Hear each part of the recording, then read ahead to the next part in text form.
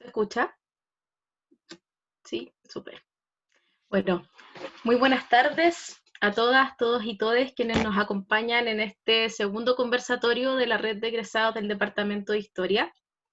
Mi nombre es Yanira Chacón, soy profesora en formación de la Universidad de Santiago y hoy estaré moderando la discusión de esta instancia llamada Educación, Ciudadanía y Educación, panorama de la formación ciudadana en el currículum chileno. Les saludo en representación del equipo coordinador de la red de egresados y de la unidad académica en este segundo conversatorio que se enmarca dentro de las acciones contempladas para el plan operativo del año 2020 y que se estructura a propósito de los aportes que egresadas y egresados realizaron durante nuestro primer encuentro en el mes de julio recién pasado. Antes de comenzar y de presentar a nuestras expositoras, contarles que en particular este conversatorio de educación y ciudadanía surge de la necesidad de reflexionar en torno a la situación actual de la educación ciudadana en Chile, a puertas del proceso constituyente y en base también a los procesos de transformación que se han vivido en Chile durante los últimos 15 años, con mayor fuerza también desde la revuelta popular de octubre del año 2019.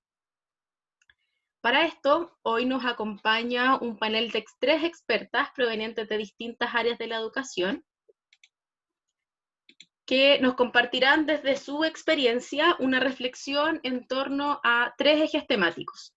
El primero de ellos tiene que ver con el contexto de crisis de esta democracia representativa, y lo que queremos, el foco que le queremos dar a este primer punto es la discusión en torno a la legitimidad de la clase política actual y su incidencia en la participación de la población dentro de los canales tradicionales dispuestos para ello. En segundo lugar, discutir en torno a esta nueva propuesta curricular dirigida a implementar nuevos planes de estudios para tercero y cuarto medio, ahondando también la discusión ahí en torno a cuáles son los factores sociopolíticos que inciden en la implementación de esta reforma curricular, para luego en un tercer punto discutir desde un punto de vista mucho más empírico en torno a los factores pedagógicos y disciplinares que inciden en la implementación de la educación ciudadana en Chile. Para eso, el foco que le queremos dar y desde donde va a aportar nuestra invitada expositora es a dar cuenta de las competencias, habilidades y formación que tiene el profesorado de historia para implementar esta nueva propuesta curricular emanada del Ministerio de Educación en el año 2019. Para esto, la forma que va a tomar, la metodología que vamos a utilizar en este conversatorio será la siguiente. Cada una de nuestras expositoras, que serán 3, contarán con un espacio de 20 minutos para poder presentar sus aportes a la discusión, y luego de esto se abrirá una ronda de preguntas que durará aproximadamente 20 a 30 minutos hacia el final de las exposiciones. La idea de las preguntas es que se planteen de 2 maneras. La primera puede ser levantando la mano. Nosotros vamos a ir llevando un registro del orden en que se van levantando las manos y así, una vez finalizada la exposición, nosotros le damos la palabra y ustedes pueden abrir su micrófono para plantear la pregunta. O para quienes estén imposibilitadas e imposibilitados de abrir el micrófono, lo pueden dejar en el chat, especificando si la pregunta va dirigida a alguna de nuestras expositoras en especial o a quien quiera responder. Dicho esto, entonces, le doy el pase a la primera expositora del día de hoy, la doctora Cristina Moyano Barahona, egresada del pregrado y del posgrado de la unidad académica y quien actualmente se desempeña como la directora del Departamento de Historia. Profesora, la palabra es suya.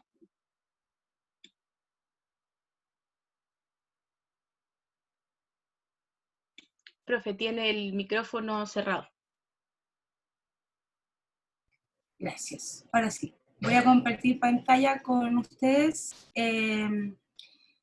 Y en primer lugar quiero saludarlos a todos y agradecer la organización de esta actividad que nos pone en una problemática contemporánea, hipercontemporánea, sobre todo porque estamos a puertas de vivir un proceso plebiscitario inédito en nuestro país, inédito, tanto porque es primera vez en la historia de nuestro país donde se ha consultado o se consultará respecto de si queremos o no queremos cambiar la Constitución. Todas las constituciones en Chile se han cambiado de manera autoritaria, o vía golpes de Estado, o cambios de ese tipo. Eh, y eh, en segundo lugar, porque una de las cuestiones relevantes que ha aparecido en el último tiempo tiene que ver con esta supuesta crisis de la democracia, crisis que estaríamos viviendo todos y que algunos incluso invocan como un elemento que debería impugnar incluso o trasladar el proceso plebiscitario, como lo dijo el ex senador y candidato presidencial de la UDI, Pablo Longueira, hace un par de semanas atrás. ¿Para qué vamos a hacer un plebiscito? Cambiemos la Constitución y ya, ¿sí? En el Parlamento. Bueno, hay un diagnóstico común, que yo digo se ha hecho sentido común porque como que todo el mundo lo plantea, lo asume y no lo ha profundizado. Y es este diagnóstico de que vivimos en una época de crisis de la democracia.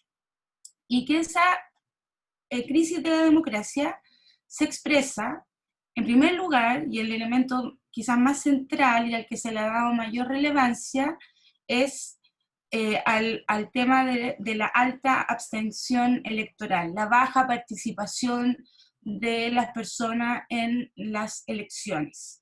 Eso sería una expresión de la crisis de la democracia y es una de las temáticas que más se debate respecto de si el tema del cambio del voto obligatorio al voto voluntario ha incidido, si votan más los pobres que los ricos.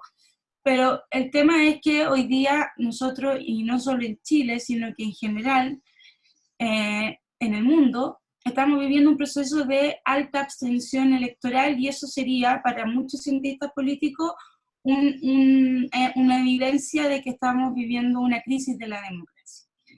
Un segundo elemento de esa crisis de la democracia sería una sociedad donde ha aumentado el individualismo, entonces donde las dinámicas de sociabilidad o de interacción son bajas, y entonces todo está centrado en el yo, en la construcción de mi identidad, y por lo tanto me importa muy poco el colectivo, segundo componente de la crisis de la democracia. Un tercer elemento de esta crisis de la democracia es la declinación de la voluntad política, de que la gente participa poco en actividades políticas, y cuando digo actividades políticas no me estoy refiriendo solo a actividades militantes, que igual son cada vez menores, sino que declinar de participar en actividades que tienen que ver con, y aquí paso a este cuadradito negro, con la declinación de lo político. El mejor ejemplo de esto es, por ejemplo, lo que está pasando en nuestra propia universidad con la elaboración del estatuto orgánico. A la gente no le importa, no le interesa. Como ahí está, se está armando una constitución que nos va a regir quizás por cuánto tiempo, pero parece que no hay voluntad política de participar. Y la cuarta de estas evidencias de esta crisis de la democracia sería el distanciamiento de las élites y el pueblo. Quizá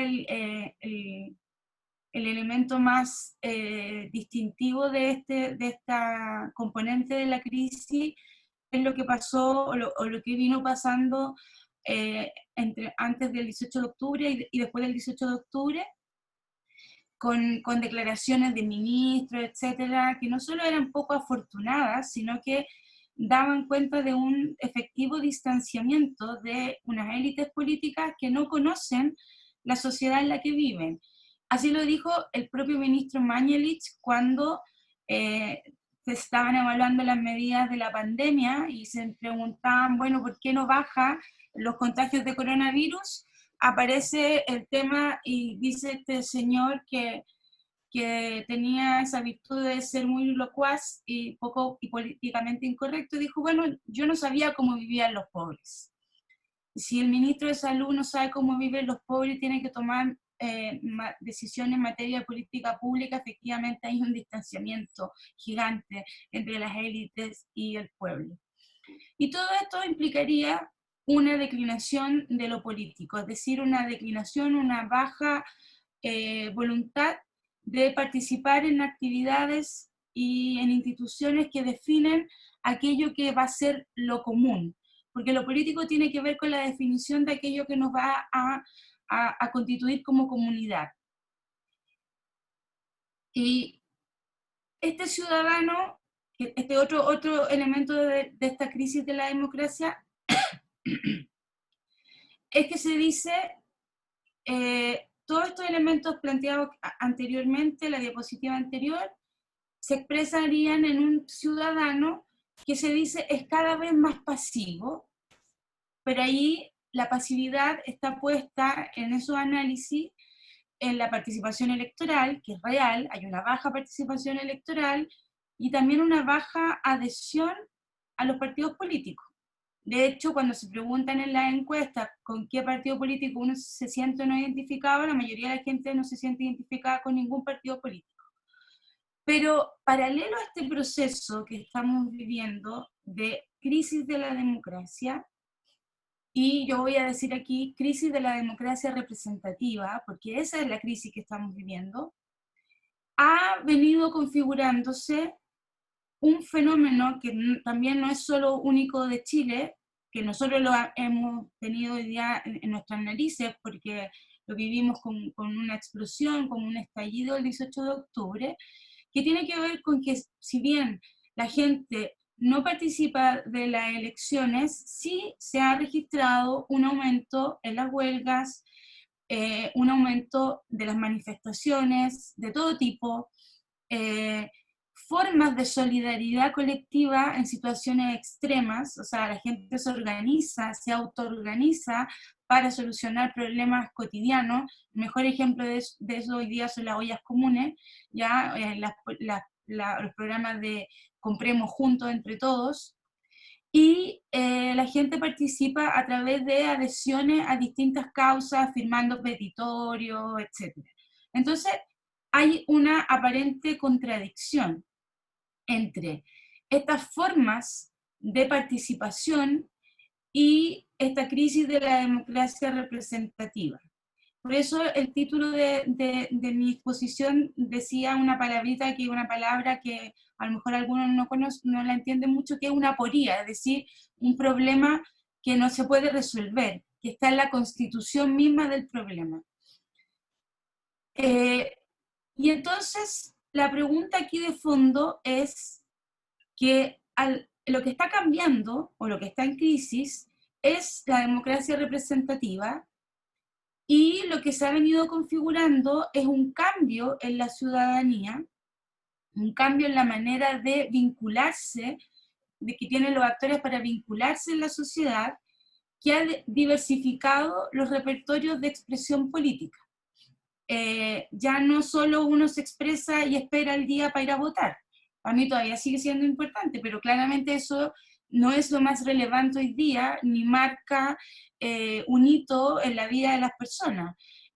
Para gente de mi generación y gente más antigua que yo, que vivió el proceso dictatorial, la recuperación del voto, era un proceso relevante, y por eso, si ustedes ven todavía la gente, los que van a votar primero siempre son gente de mayor de 45, 50 años, no solo porque los viejos duermen menos, sino que porque les importa el voto. Para ellos el voto es una cuestión relevante, es significativo. Pero hoy día hay otros repertorios de expresión política que han ido demostrando que ha habido un cambio en la ciudadanía. Y entonces que no es que tengamos ciudadanos más pasivos, tenemos otro tipo de ciudadanos.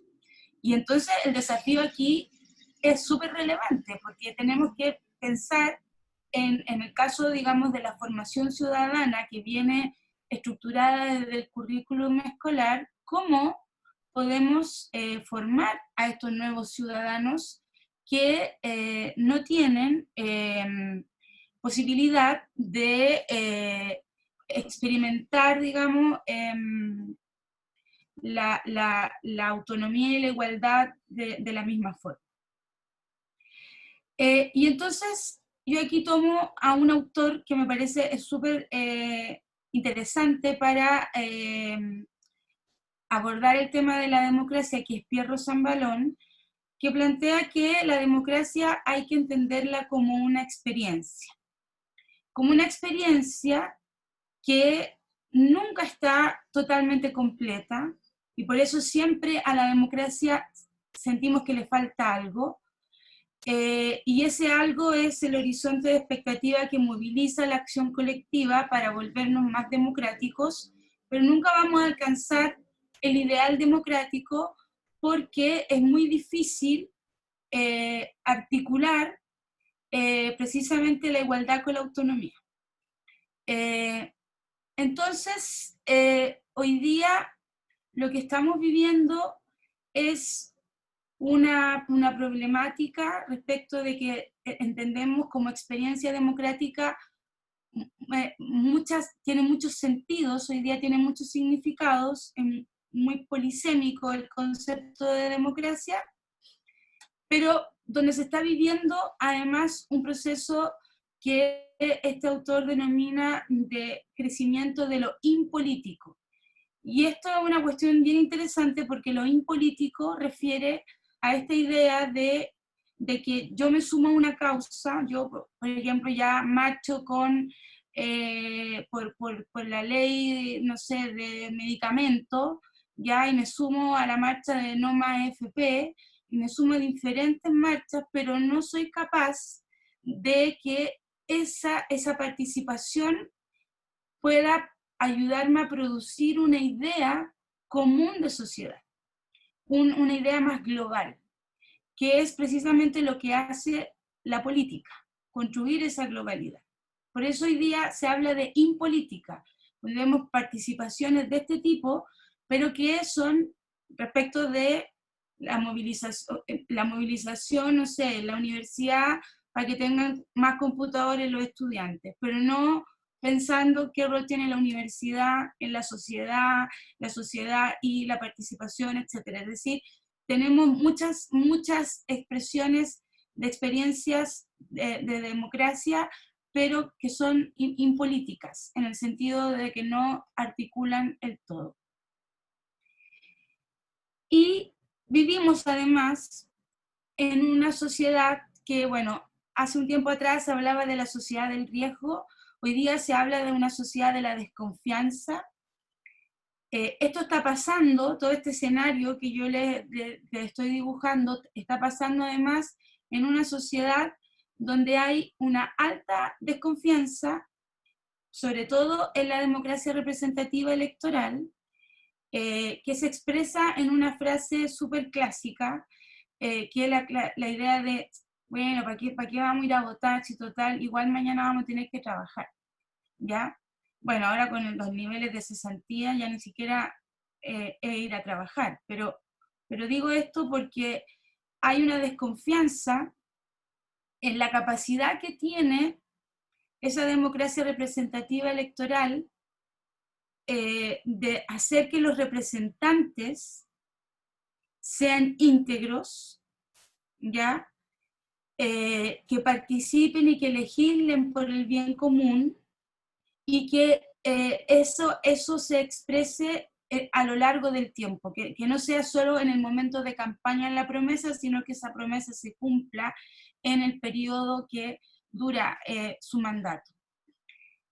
Entonces, como vivimos en una sociedad de la desconfianza, su contraparte, la confianza, deja de funcionar como un economizador institucional. Entonces ya no le creemos a las instituciones. Las instituciones, al perder legitimidad, pierden también capacidad importante de acción. Y lo que ha venido ocurriendo es que en estas nuevas formas de participación, lo que se ha logrado es una, podríamos decir, y así lo plantea Rosanvallón, una organización de la desconfianza. Una organización de la desconfianza que desde la perspectiva más liberal tiene que ver con limitar, controlar y minimizar la acción de las autoridades en las que no creemos, ¿sí? Esa es la perspectiva liberal de la organización de la desconfianza, o en una perspectiva más democrática que es multiplicar todas las formas de asociatividad colectiva que permitan ejercer presión de distinto tipo a los representantes para que legislen en favor, digamos, de lo que la gente espera. Ejemplo de esta organización de la desconfianza. Vía redes sociales se estaba discutiendo hace un par de semanas atrás el tema del retiro de la AFP, del 10% de la AFP, ¿cierto? Y había una presión, no estaba muy claro si eso iba a pasar, el gobierno no quería promoverlo, un grupo parlamentario sí, salió la UDI hablando y diciendo, nosotros no podemos legislar hacia la galería, y uno se pregunta, bueno, pero en la galería están los votantes, entonces ¿de qué tipo de democracia estamos hablando si los que están tocando ollas y salieron a la calle a protestar no hubieran tocado ollas, si no hubieran salido a la calle a protestar, entonces probablemente no hubiera pasado esta problemática de, digamos, o sea, esta política de retiro del 10%. Entonces, tiene que ver con eso, con la multiplicación de formas que tiene el pueblo, digamos, para poder generar dinámicas de presión sobre los representantes, que los obligue a cumplir los compromisos. Esa organización de la desconfianza, Rosanvallón la denomina contrademocracia. Y esto no quiere decir que sea antidemocrático, sino que él dice, nosotros para entender la democracia contemporánea tenemos que entender cómo se ha ido modificando la democracia representativa electoral, pero también cómo ha ido surgiendo paralelamente la contrademocracia.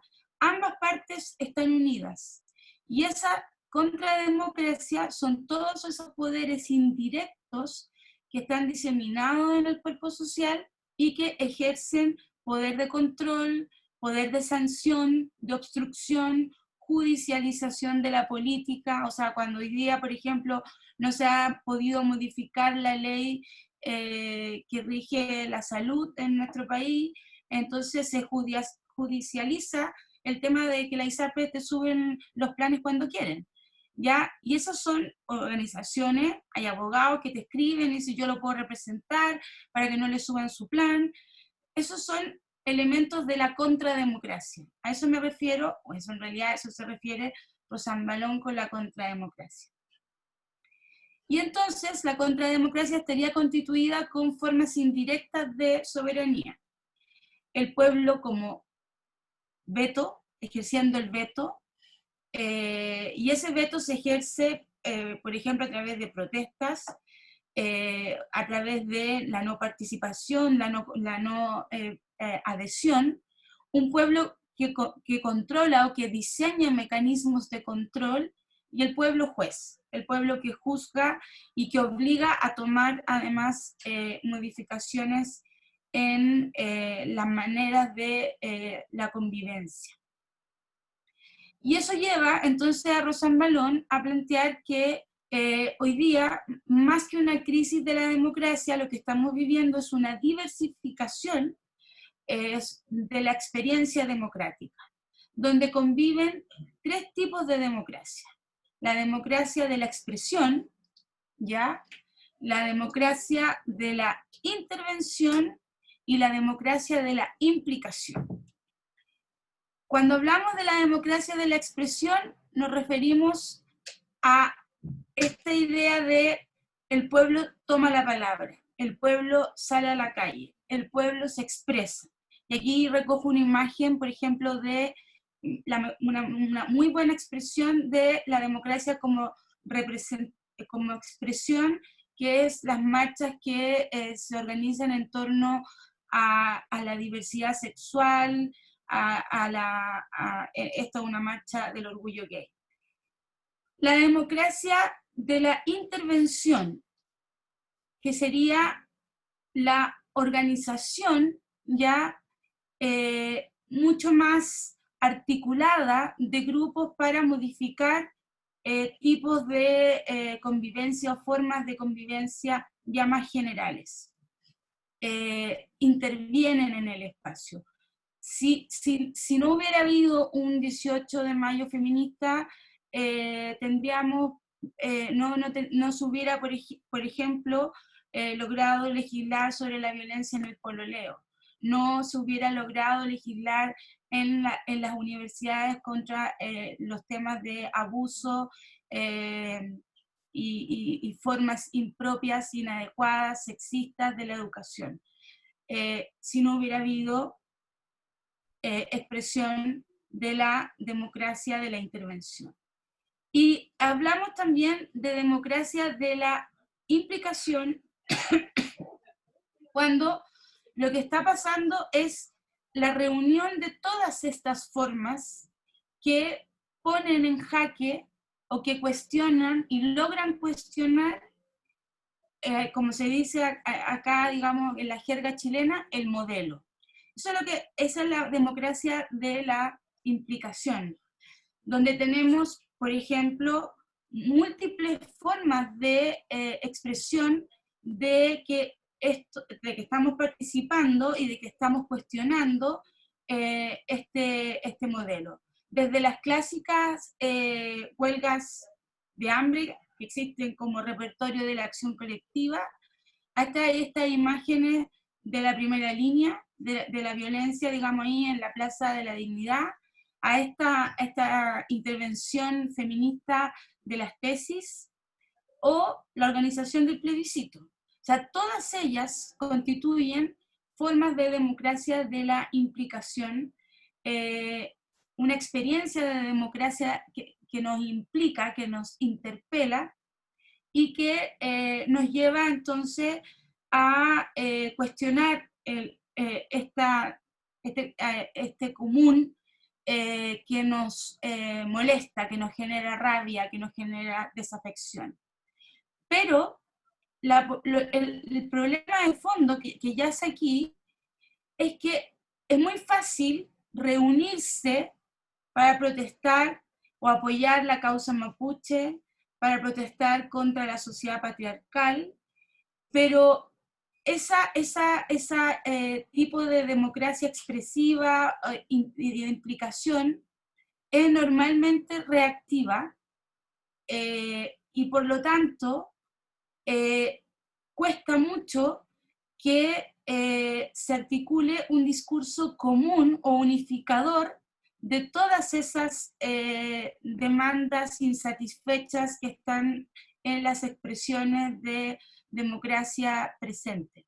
Porque finalmente yo me convoco por mis problemas, en mi identidad, en mi espacio, y por eso hoy día estamos en una discusión de cómo en la democracia respetamos las minorías. Y piensen lo relevante que es esto, o sea, no solo se representan las mayorías, hoy día lo que tenemos que cuidar es que se representen las minorías. Eso ha sido parte del debate, por ejemplo, de cómo se debe organizar el plebiscito. Va a haber cuota de mujeres, va a haber cuota de indígenas, porque somos minoría. Y eso es parte de la impolítica, ya que las minorías son, en estricto rigor, grupos diferentes que no necesariamente quieren componerse como una mayoría. Y por lo tanto, el desafío que tenemos hoy día presente es cómo formamos ciudadanos que vuelvan a la política, no a la impolítica, y que puedan construir narrativas donde nos sentamos como comunidad, donde podamos volver a constituir la polis y no solamente estas expresiones de reacción frente a una sociedad que nos parece injusta o una democracia incompleta. Ese es el gran desafío que tiene la formación ciudadana hoy día. ¿Cómo lidiar con una sociedad, en una sociedad de la desconfianza, en un mundo donde la retórica o las narrativas son impolíticas y donde se convive con múltiples y diversas formas de expresión de experiencias de la democracia? Yo no sé cómo se resuelve ese desafío ni cómo los profesores van a abordar el proyecto de formación ciudadana, pero creo que esta reflexión es necesaria porque lo que no podemos hoy día pasar por alto es que estamos viviendo en una sociedad donde las experiencias democráticas se han multiplicado y no tenemos que poner solo el foco en la democracia representativa electoral. Esa es un tipo de democracia, pero existen otras. Y la idea de una formación ciudadana es que esas otras permitan construir esa política de lo común, que es lo que hoy día se ha perdido. No sé si estoy en el tiempo, pero hasta ahí llega mi exposición, que es básicamente un diagnóstico de esta crisis de la democracia, y le pongo apellido, crisis de la democracia representativa electoral, no crisis de la experiencia democrática, en una sociedad de la desconfianza y con una retórica impolítica. Esa es mi propuesta, tomada y súper influenciada por Pierro Zambalón, que para mí es uno de los mejores historiadores de la democracia, de la historia de la democracia. Y yo se lo recomiendo a todos, es un autor que hay que leer, porque nos va a permitir comprender además históricamente que además estas formas contrademocráticas son pre-democracia representativa electoral y van a ser post-democracia representativa electoral. Muchas gracias por su atención. Muchas gracias, doctora Cristina Moyano. Bueno, como ella lo acaba de plantear, esta propuesta que habla entonces sobre la declinación de lo político y que viene a mostrarnos la diversificación de la experiencia democrática que surge a propósito de eso, nos lleva entonces a plantearnos la interrogante, ¿cierto?, de cómo formamos una ciudadanía que construya narrativas que alberguen estas nuevas democracias o formas de expresión democrática. Así que ahí dejamos planteado entonces la reflexión para dar paso a la segunda expositora del día de hoy, la doctora Carolina García. Ella se desempeña como jefa de carrera de Pedagogía en Historia en el Departamento de Historia de la Universidad de Santiago y como profesora de la carrera hace más de 10 años. Así que ahora, en torno a esta segunda línea de discusión sobre la implementación de estas nuevas fases curriculares, dejamos la palabra a la doctora Carolina García.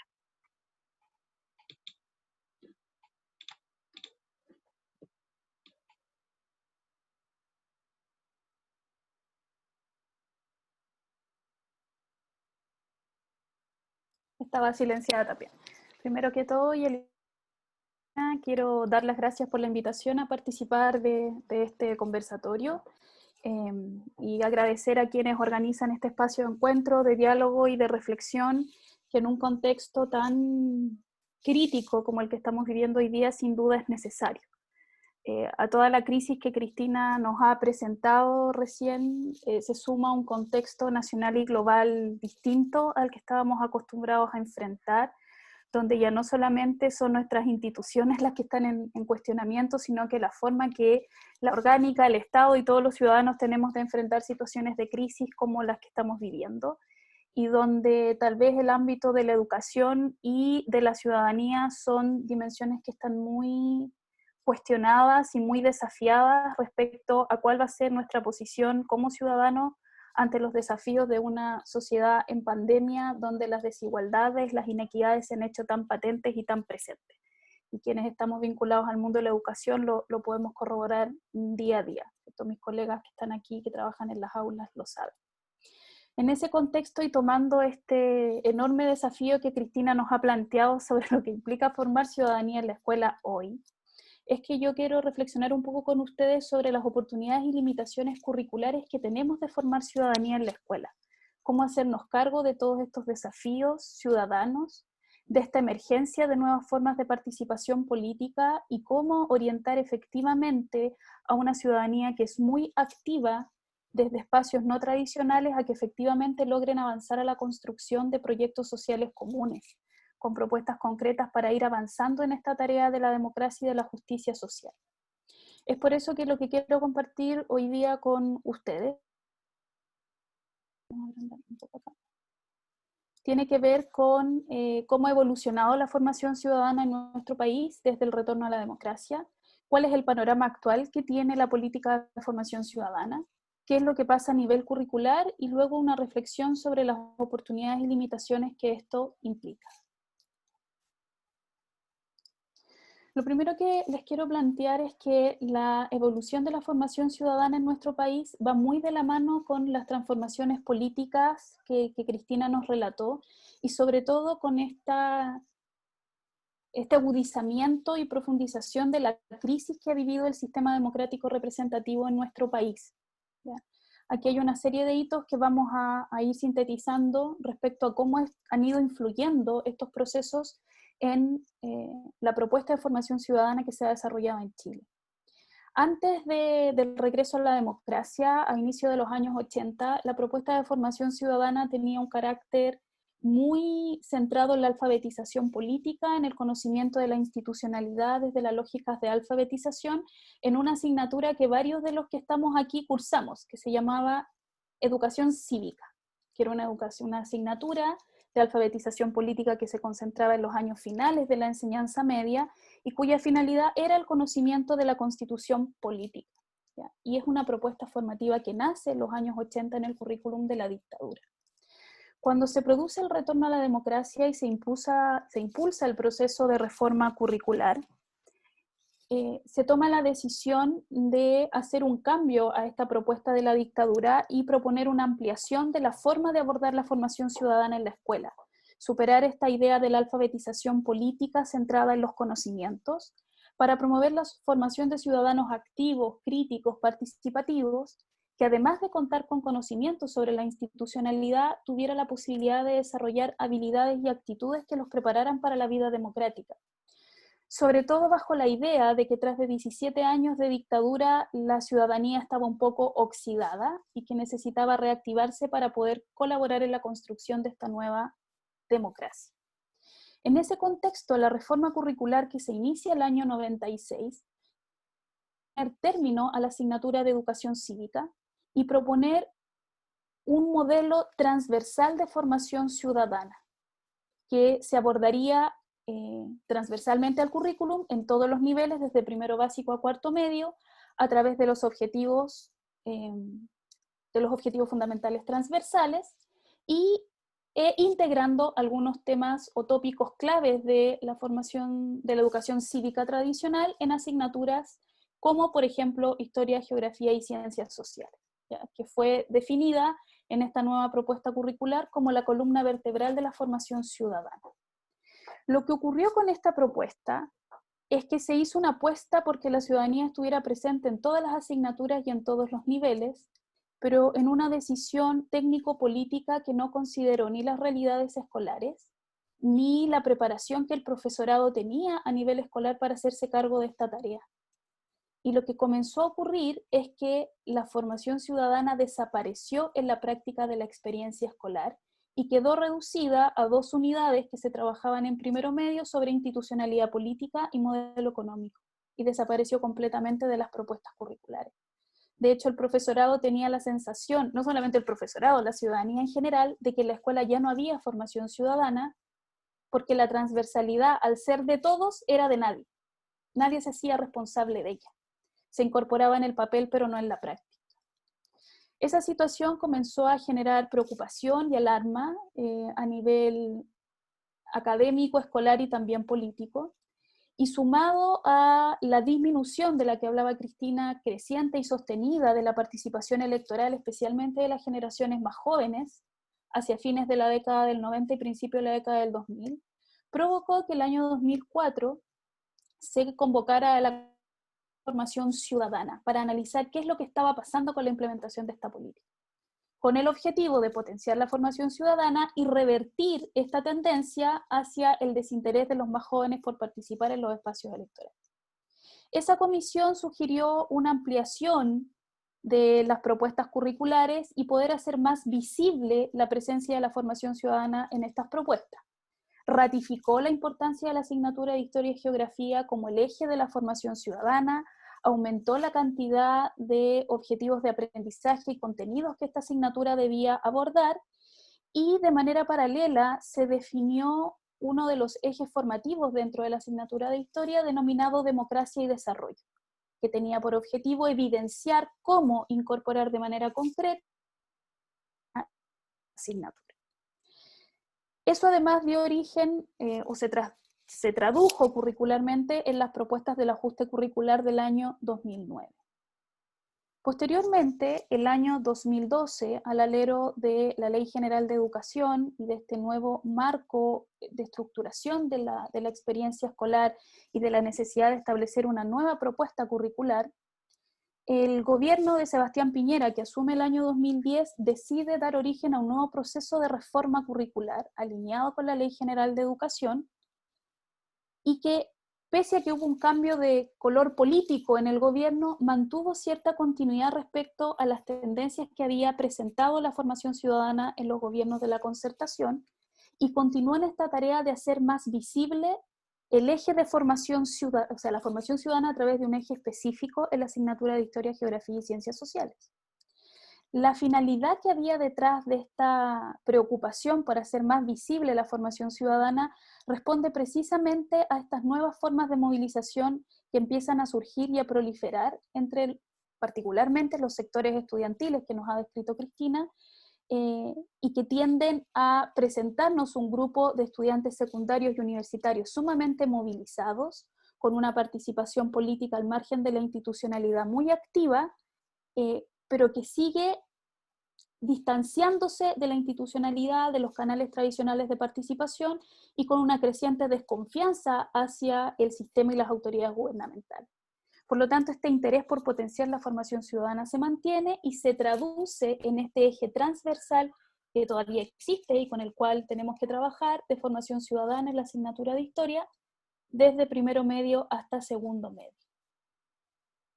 En esa misma línea, el año 2013, con el mismo objetivo de potenciar la formación ciudadana, se establece como uno de los ejes clave de los indicadores de desarrollo personal y social la formación ciudadana.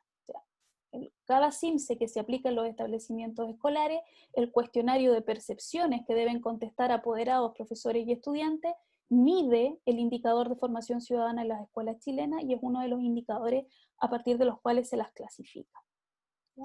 Por lo tanto, se han ido tomando una serie de medidas donde ya no solo hay propuestas curriculares orientadas a la formación ciudadana, sino que además comienzan a establecerse lineamientos concretos a nivel institucional dentro de la institución escolar para promover estos espacios formativos.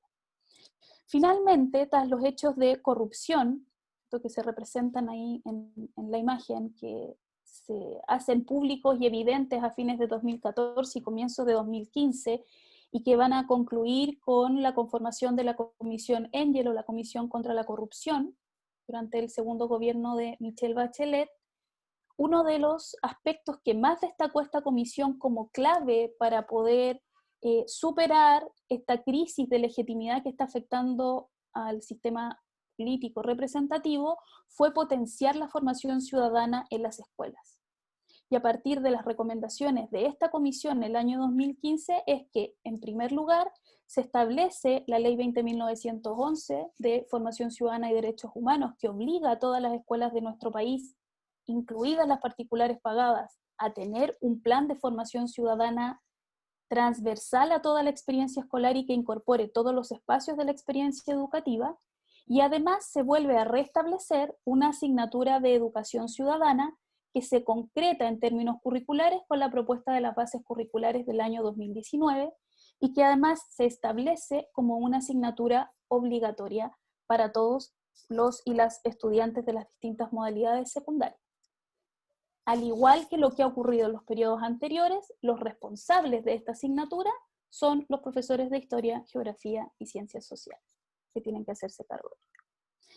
Lo que quiero mostrarles aquí es que durante los últimos 25 años se ha ido construyendo una política de formación ciudadana que la ha ido visibilizando, que la ha ido potenciando, fortaleciendo y dándole un lugar clave dentro de las experiencias educativas, al alero o de manera paralela a lo que ha ido ocurriendo respecto a la crisis de la institucionalidad política en nuestro país, con el objetivo de poder revertir esa crisis, de poder volver a encauzar estos espacios de participación, de poder superar la pasividad política respecto a los espacios tradicionales de participación política, político-electorales, y también de poder volver a controlar estos espacios de participación al margen de la institucionalidad tradicional.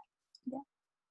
Por eso hoy día tenemos una política de formación ciudadana que se articula tanto a nivel institucional como a nivel curricular. A nivel institucional hoy día hay un plan que todas las escuelas tienen que desarrollar. Las escuelas se miden dentro de los indicadores de desarrollo personal y social en uno de los ejes que es formación ciudadana. Y además tenemos ya institucionalizada la aplicación de una evaluación internacional estandarizada sobre conocimientos cívicos y ciudadanos que está dentro del calendario de evaluaciones que se aplica en nuestro país.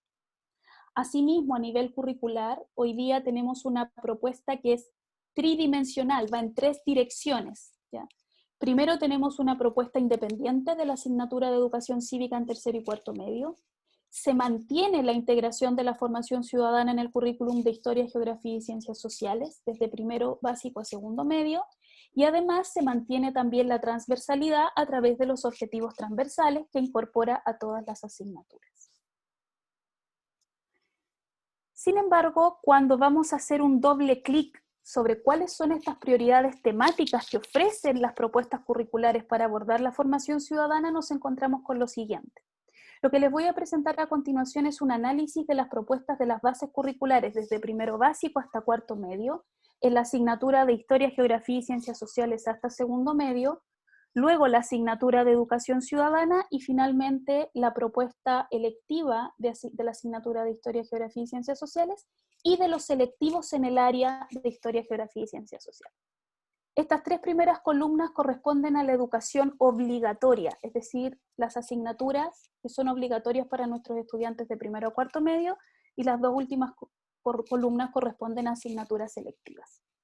Esta tabla que yo les voy a presentar es una matriz que se construyó para analizar los temas que abordan las propuestas curriculares, con la que se han analizado varios currículum de América Latina, y que está organizado en 6 ámbitos. Al hacer el análisis de los objetivos de aprendizaje que contiene las propuestas curriculares para estas asignaturas desde primero básico hasta cuarto medio, podemos ver que el ámbito que más está presente tiene que ver con ciudadanos y participación democrática, derechos, deberes, formas de participación que la ciudadanía puede tener, es la que tiene la mayor concentración de menciones en la propuesta curricular de estas asignaturas. Ahora, lo que es interesante es que la mayoría de esas menciones se concentran en el primer ciclo básico y van disminuyendo a medida que avanzamos en la trayectoria formativa de la escuela. En segundo lugar, se encuentra lo referido a la institucionalidad, y aquí se produce un fenómeno contrario, es decir, a medida que avanzan en la trayectoria, aumentan la cantidad de contenidos y objetivos vinculados a esta temática.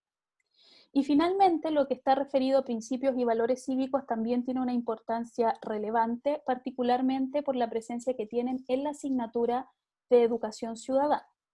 Ahora, el aumento o el volumen que se concentra en estos niveles tiene que ver con que son varios cursos juntos. ¿Ya? En el caso de educación ciudadana es solo tercero y cuarto. Ahora, más allá de eso, lo que yo les quiero mostrar es que existen, si uno suma toda la cantidad de objetivos, temas que aborda el currículum, existen 585 menciones vinculadas a la formación ciudadana en estas propuestas curriculares. ¿Ya? Lo que les quiero decir es que la formación ciudadana está presente en el currículum. Los conceptos, las ideas, las problemáticas vinculadas a ella están presentes. Pero la pregunta es, ¿cómo están presentes en estas propuestas? Entonces, a partir de eso, haciendo un doble clic, un análisis más de contenido de lo que nos presenta el currículum, podemos ver que existen ciertas limitaciones, ¿ya? En primer lugar, nuestro currículum ofrece una visión bastante conservadora de la ciudadanía. Está estructurado desde visiones tradicionales que abordan la ciudadanía desde una perspectiva liberal, comunitarista y republicana. Este posicionamiento que se esboza en la comisión del año 2004 nunca se había transparentado en las propuestas curriculares hasta el año 2019, donde están mencionadas de manera explícita en el currículum de educación ciudadana. La verdad es que en estas propuestas están prácticamente ausentes las visiones de la ciudadanía multicultural, las visiones de la ciudadanía global y las dimensiones vinculadas al género en torno a la ciudadanía. Prácticamente no hay alusiones a ella, ¿ya? Si nosotros revisamos los contenidos que tienden a primar, además dentro de la lógica institucional, se sigue viendo un enfoque más orientado hacia la alfabetización política y el conocimiento de la institucionalidad y una presencia mucho menor respecto a las organizaciones políticas y sociales en nuestro país, ¿ya?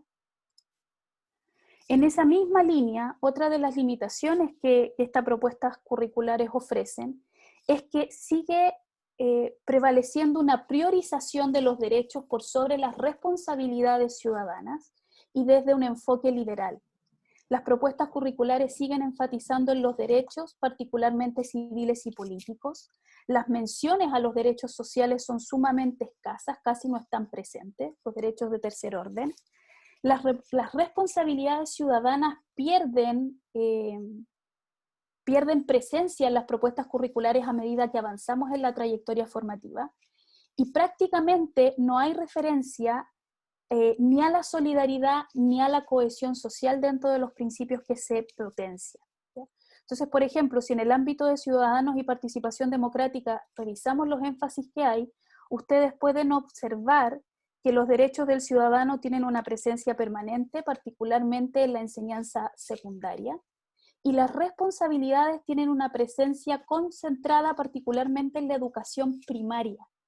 Por lo tanto, eso nos hace plantear como hipótesis que la visión que hay de estas responsabilidades ciudadanas están orientadas desde el deber y la normalización del respeto a la norma, más que desde la lógica de la solidaridad y el compromiso en la construcción del bien común. Están más bien orientadas a formar a estos estudiantes que obedecen la institucionalidad y no que se comprometen con la construcción del bien común. De hecho, yo lo que quiero relevar es que en la asignatura de educación ciudadana hay solo una mención a las responsabilidades ciudadanas, solo una. Entonces, en ese sentido hay un gran desafío de lograr volver a la política y superar la impolítica si yo no logro desarrollar este sentido de compromiso y responsabilidad con las comunidades de las cuales formo parte. En esa misma línea, dentro de los valores claves de la democracia, la solidaridad tiene solo una mención, que está enfocada en la asignatura de educación ciudadana, pero que no está presente a lo largo de la trayectoria formativa del estudiantado, ¿ya? En cambio, los valores de libertad, ¿ya? La mayor asignatura donde tienen presencia es en educación ciudadana, donde se habla directamente de la importancia de la libertad vinculada a los derechos, ¿ya? Desde este enfoque liberal que yo les planteo. Asimismo, estas propuestas curriculares están limitadas respecto a ofrecer una perspectiva muy poco inclusiva. La importancia de la diversidad como valor democrático va perdiendo presencia a lo largo de la trayectoria formativa. La tolerancia y el pluralismo están prácticamente ausentes de las propuestas curriculares y los valores de la equidad y la justicia social recién vienen a considerarse en la propuesta de educación ciudadana en tercero y cuarto medio. Si ustedes se fijan, en la asignatura de educación ciudadana no hay alusión a la tolerancia ni al pluralismo. El pluralismo no está presente en las propuestas curriculares. Y aun cuando la democracia tiene mucha presencia, la diversidad también va perdiendo sus referencias a medida que avanzamos en la trayectoria formativa. Están muy presentes en la educación básica, pero desaparecen hacia los niveles de la educación secundaria. En esa misma línea, el currículum también ofrece una tensión identitaria.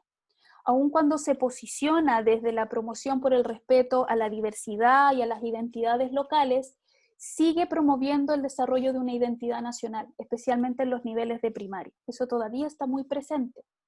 Y lo que es interesante es que en la propuesta de Historia, Geografía y Ciencias Sociales para tercero y cuarto medio aparece con mucha fuerza el concepto de Estado-Nación. Se retoma con mucha fuerza esta idea de promover nuevamente la idea de la comunidad política en torno al concepto de Estado-Nación. Por último, dentro de las limitaciones que podemos encontrar en las propuestas curriculares está lo que tiene que ver particularmente con el punto que tocó Cristina en relación a la participación ciudadana. Desde primero a segundo medio hay una perspectiva muy limitada de la participación ciudadana, donde prima la visión institucionalizada en la asignatura de Historia, Geografía y Ciencias Sociales, donde las oportunidades para participar en la escuela son sumamente limitadas, y aquí se produce algo muy paradójico, porque en términos concretos de oportunidades curriculares definidas en los objetivos de aprendizaje, hay más oportunidades de participación en la enseñanza primaria que en la enseñanza secundaria. O sea, se intenciona mucho más desde primero a sexto básico que participen en procesos electorales dentro de la sala de clase, que participen en proyectos de acción social de primero a sexto, que es lo que ocurre desde séptimo a cuarto medio.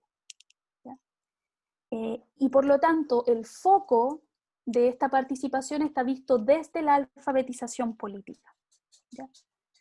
Asimismo, vemos que esta perspectiva limitada de la participación, cuando uno va hacia la propuesta de la asignatura de educación ciudadana para tercero y cuarto medio, lo que encuentra es una indefinición respecto a la participación ciudadana. Se habla de la participación ciudadana en términos abstractos, sin ponerle contenido, sin hablar de qué se trata ni a qué refiere. Incluso existe una ausencia absoluta de alusión a los procesos electorales y al voto en la asignatura de educación ciudadana. ¿Ya? Está completamente ausente, ya estoy en el tiempo, lo sé, yo voy a terminar. Está completamente ausente las alusiones al voto ni a los procesos electorales. ¿Ya? Se habla de la participación en distintos espacios, pero no se conceptualiza cómo se entiende, cuál es su finalidad, y el peligro que hay detrás de esto, o el problema que hay detrás de esto para poder abordar los desafíos de volver hacia la política y superar la impolítica de lo que nos hablaba Cristina, es que queda a criterio de las comunidades educativas y de la preparación del profesorado el cómo se va a abordar la participación ciudadana.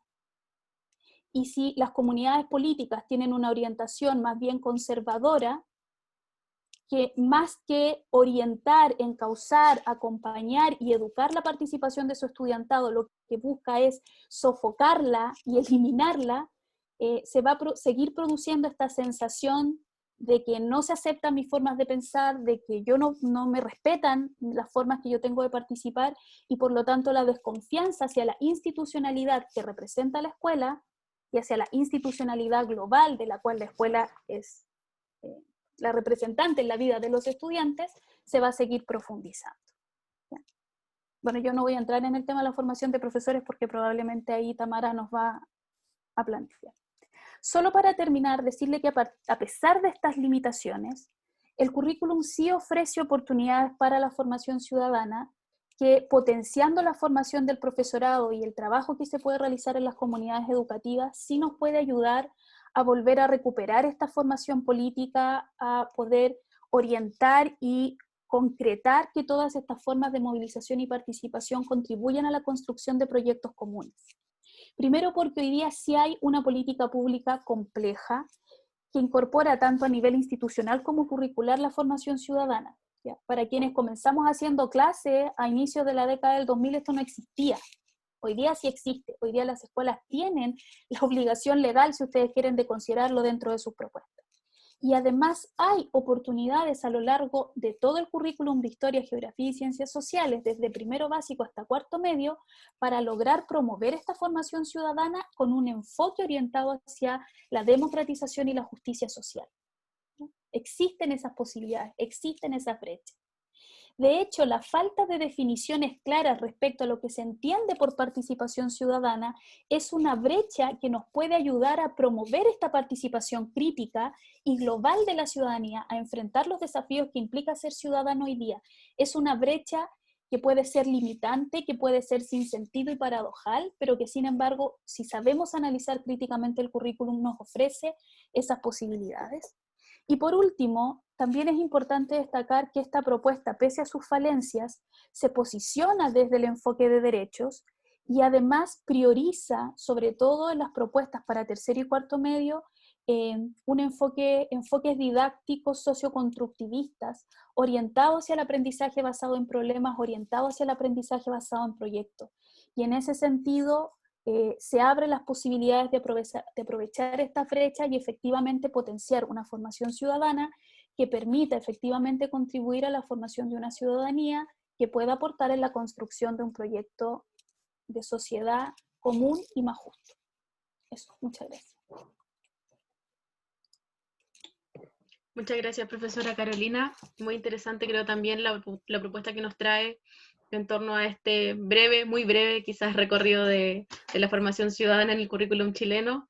Agradecemos la síntesis y agradecemos también este pase-gol, por así decirlo, que le hacemos a la profesora Tamara para debatir en torno también a las oportunidades que nos deja este currículum y la política pública, y hacia cómo entonces los profesores pueden implementar un currículum que tenga una visión mucho más crítica de la participación ciudadana.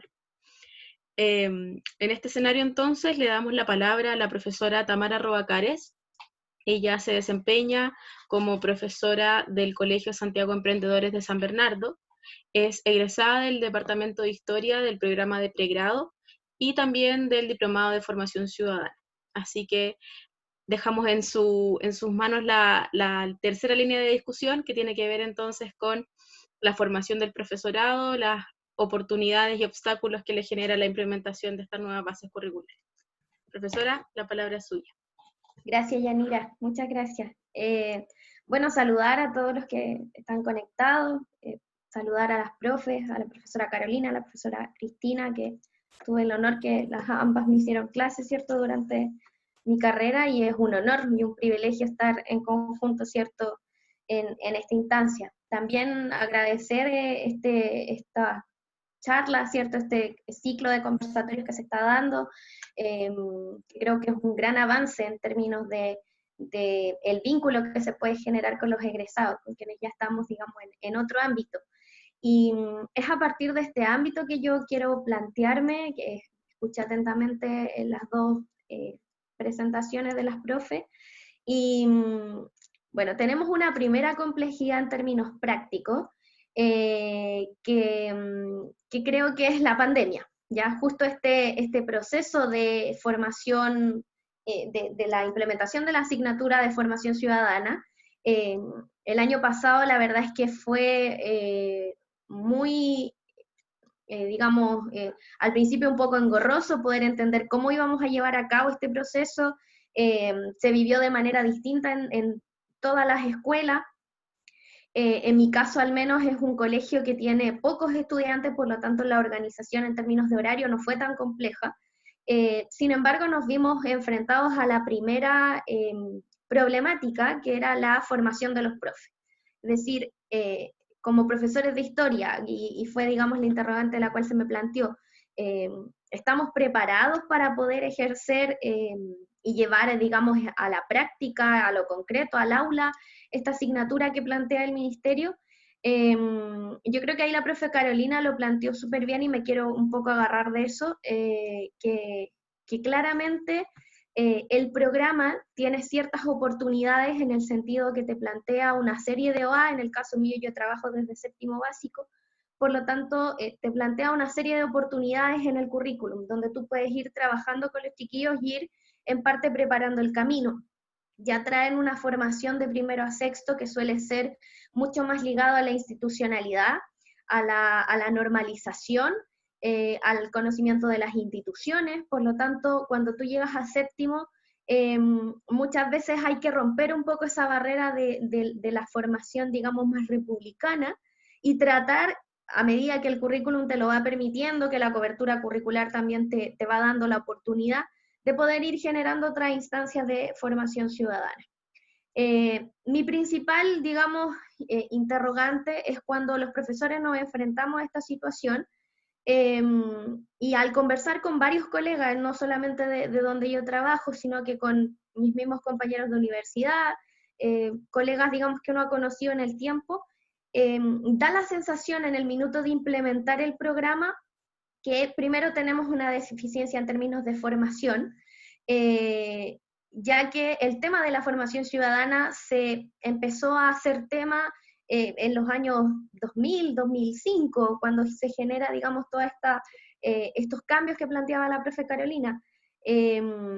Por lo tanto, hay muchos profesores en ejercicio que, digamos, todavía están muy vigentes y que están trabajando, que no tienen las herramientas en términos de formación académica para poder implementar estos programas. Yo creo que esa es la primera barrera. Y lo que empieza a ocurrir, a mi parecer, es que los profesores empiezan a funcionar en base a qué experiencias ciudadanas tienen ellos, personales, dependiendo de qué tan activo ciudadanamente esté el profesor, o qué visión de la ciudadanía tenga el profesor, se ha ido implementando este plan de formación ciudadana y la asignatura principalmente en tercero y cuarto medio. Me ha tocado conversar con muchos colegas que lo que señalan es que finalmente lo que uno está haciendo, lo está haciendo casi por intuición, ¿ya? Casi desde la experiencia misma, casi desde lo que se veía antes en tercero y cuarto medio, porque si uno va, digamos, en términos a analizar la diferencia entre lo que se veía en la unidad de formación ciudadana en cuarto medio, más los OA de primero y segundo medio, y vemos la asignatura actual, las diferencias no son tan dramáticas, ¿ya? Solamente, digamos, se generó una profundización en ciertas temáticas. Y ahí yo creo que se plantea, digamos, lo esencial, que yo quiero destacar al menos en esta conversación, es que hay un cierto, no un cierto, sino un problema principal en cuanto a cómo entendemos la formación ciudadana en la escuela, ¿ya? Todas las experiencias, o gran parte de las experiencias democráticas que tienen los estudiantes, de las experiencias ciudadanas de participación que tienen los chiquillos, principalmente suelen ser fuera de la escuela, no en la escuela misma, ¿ya? Y eso se va generando porque la escuela, a mi parecer, como institución, nunca fue un espacio democrático, no se pensó como un espacio democrático, y hay muchas escuelas, digamos, hay ciertos colegios que destacan en estos ámbitos, pero si nos vamos al general, los colegios no suelen implementar espacios de democracia, de participación, distintos a lo que entendemos como la parte electoral, ¿cierto? El elegir al centro estudiante, o elegir en algún plebiscito, ¿cierto? Para decidir, no sé, destinos de fondo. A mí me ha tocado ver, no sé, si quieren una cancha de baby, o hacemos, o compramos más libros para la biblioteca. Ese tipo de decisiones muchas veces quedan en manos de los chiquillos y efectivamente ellos participan. Y como bien decía la profe, los ejercicios ciudadanos en el aula suelen quedarse en los niveles más inferiores, pero resulta que cuando los chicos crecen, que yo creo que también tiene que ver con temas del desarrollo humano, es decir, a la edad de cuando los chicos están en séptimo, octavo, suele haber una desmotivación propia, pero no necesariamente por las temáticas, sino porque hay un tema, digamos, de la edad, de lo complejo, y se suele confundir con un desinterés. Y yo creo que el 18 de octubre, la revolución, ¿cierto?, y el estallido social que vivimos el año pasado, siento, no sé, digamos, si en lo colectivo comparten los colegas que están presentes, pero en lo personal fue para los profes donde yo trabajo una especie como de golpe en la cara, porque pensábamos que teníamos estudiantes desmotivados, pensábamos que teníamos ciudadanos pasivos, como dijo la profe Moyano, que muchas veces se piensa, y al parecer no era tan así, sino que lo que no existe es un espacio ciudadano y donde se fomente, digamos, una participación ciudadana dentro de la escuela. nos empezamos a dar cuenta que los chiquillos sí participaban de las manifestaciones, que sí habían vivido procesos, por ejemplo, en términos de represión, que llegaban contando al colegio. Entonces nos empezamos a dar cuenta que teníamos estudiantes, o que tenemos un grupo de estudiantes mayoritario en el colegio, que sí está interesado en participar, pero es ahí donde se nos genera la complicación, que donde la escuela, el espacio democrático, digamos, el espacio donde ellos debieran aprender a ser ciudadanos, en esta idea de que vamos avanzando en una formación hasta llegar a un ciudadano formal, ¿cierto? Que es cuando cumple 18 años y tiene la posibilidad de votar, tenemos que ir formando a ese ciudadano, ¿ya? Ahora, el cuestionamiento está, ¿esa formación la vamos a fomentar para que el estudiante vote, efectivamente? Porque si tú preguntas, por ejemplo, cuando hemos hablado del plebiscito con los chiquillos de cuarto medio, ¿van a participar? Ustedes, si pudieran, tercero medio, ¿participarían? Sí, profe. Sí, profe.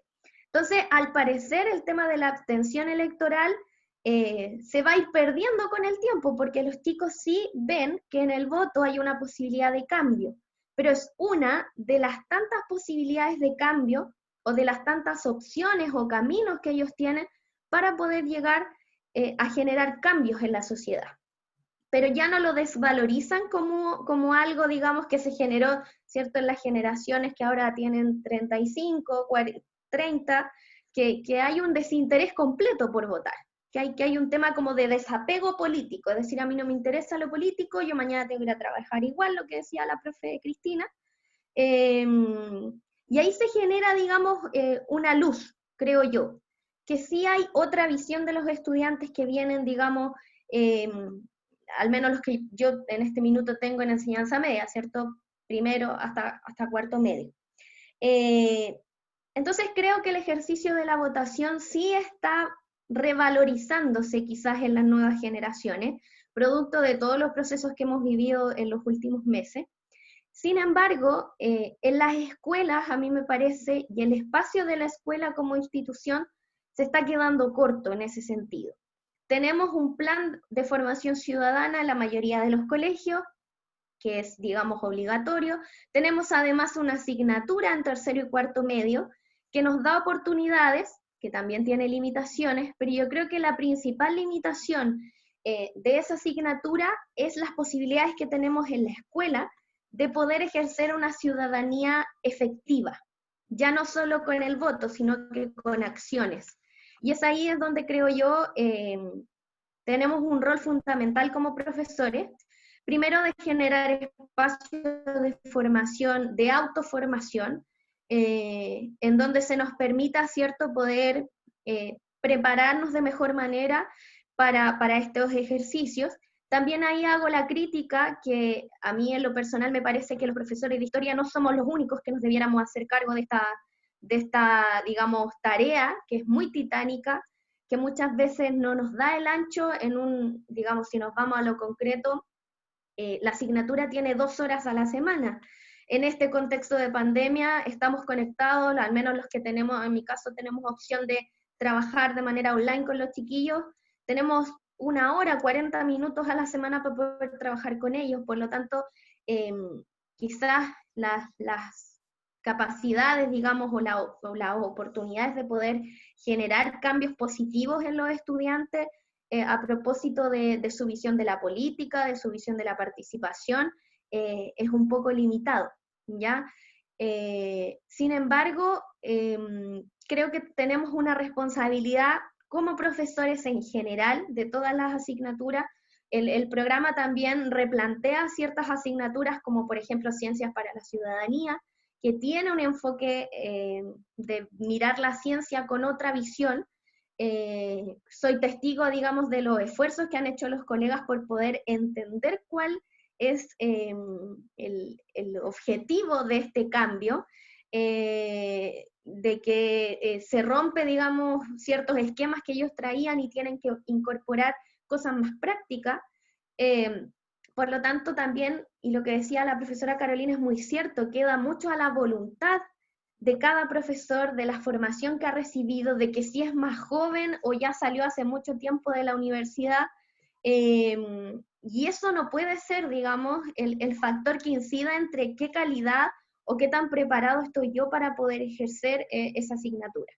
Pero me parece que también hay un cierto punto que es fundamental, que es cómo la escuela se transforma en un espacio de participación ciudadana.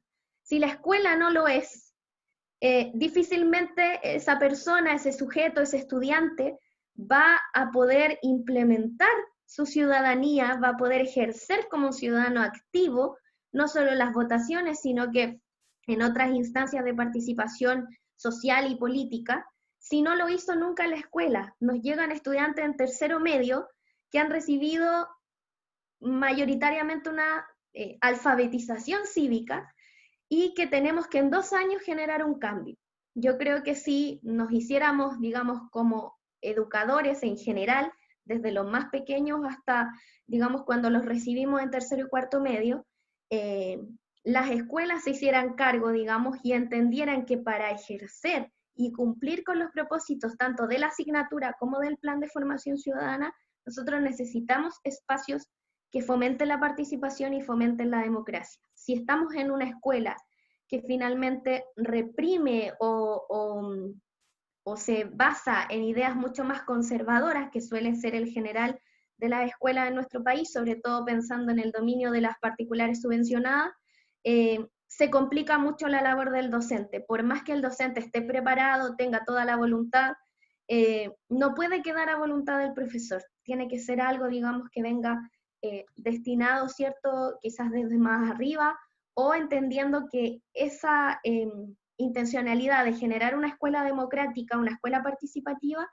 va a cumplir efectivamente con los objetivos que se buscan en esta nueva modalidad, y también generar beneficios a la escuela, como por ejemplo lo que la profe comentaba del tema del CINSE. Yo creo que ahí está la clave, tanto de los profesores de historia, de los profesores en general, y de la escuela como institución en su conjunto. Eso, muchas gracias. Muchas gracias, profesora Tamara.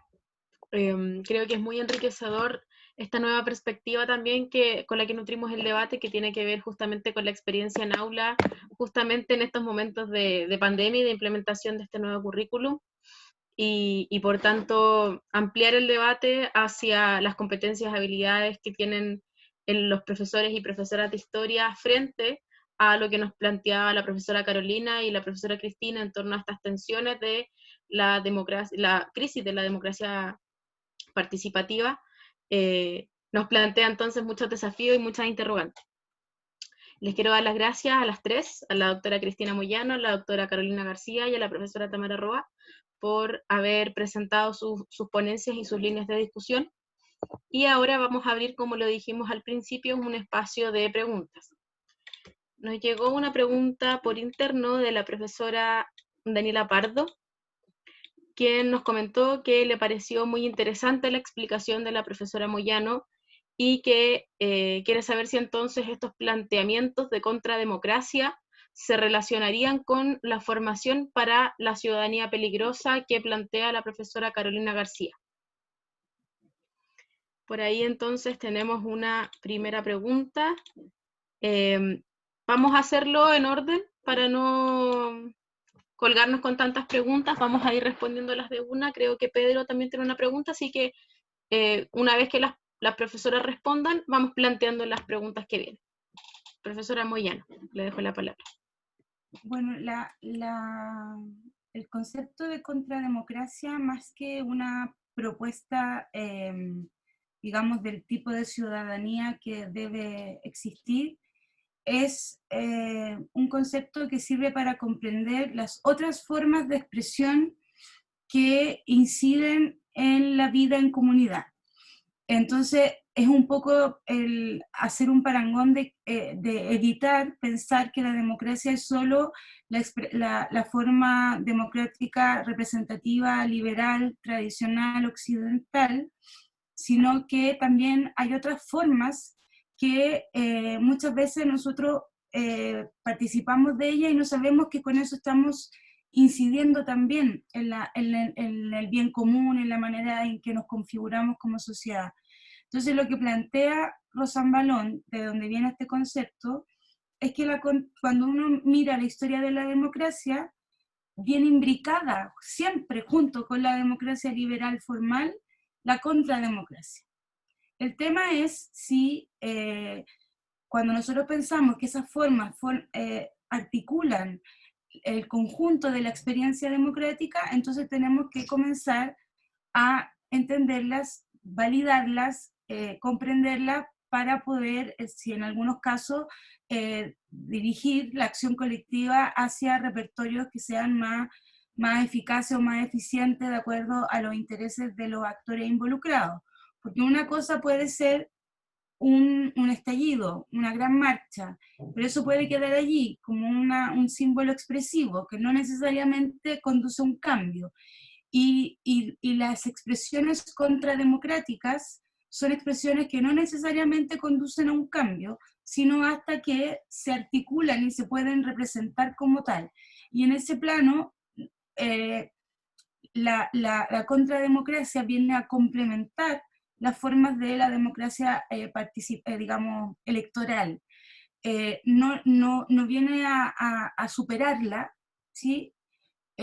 Pero son otras formas de experimentar la democracia.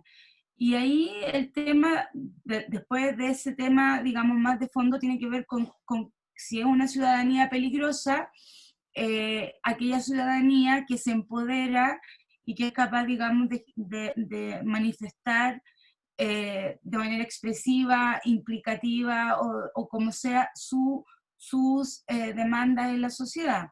Yo creo que siempre una sociedad que es capaz de debatir sobre sí misma es peligrosa para las élites dirigentes.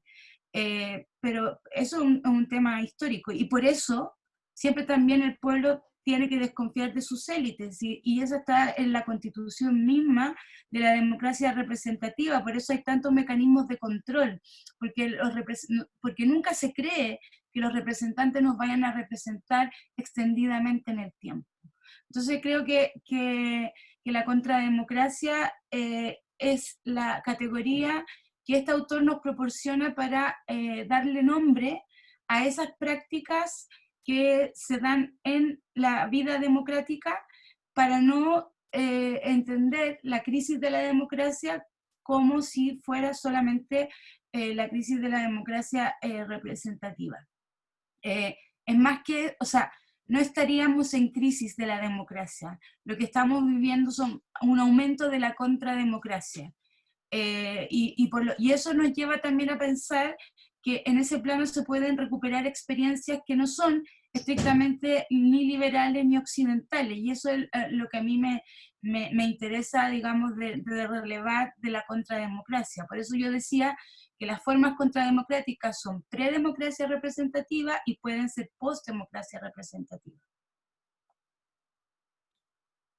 Muchas gracias, profesora Moyano. Aquí Daniela escribe en el chat que todas estas aclaraciones del conversatorio le van a servir para nutrir sus clases de cuarto medio en la escuela, así que muy contentos de que eso pueda aportar a su quehacer docente. Antes de darle la palabra a Pedro, que le había pedido, vamos a dejar planteada la pregunta de Avelina Cañuñir, quien en el chat escribe una pregunta más o menos general y que me parece que es bastante atingente a puertas de este nuevo proceso constituyente de octubre. Dice, la ciudadanía siente que sus peticiones no son vinculantes en los distintos espacios e instituciones políticas. ¿Por qué las personas y jóvenes deberían confiar y participar ahora en aquellas instancias donde a lo largo de los años no han sido escuchados o no han tenido mayor repercusión?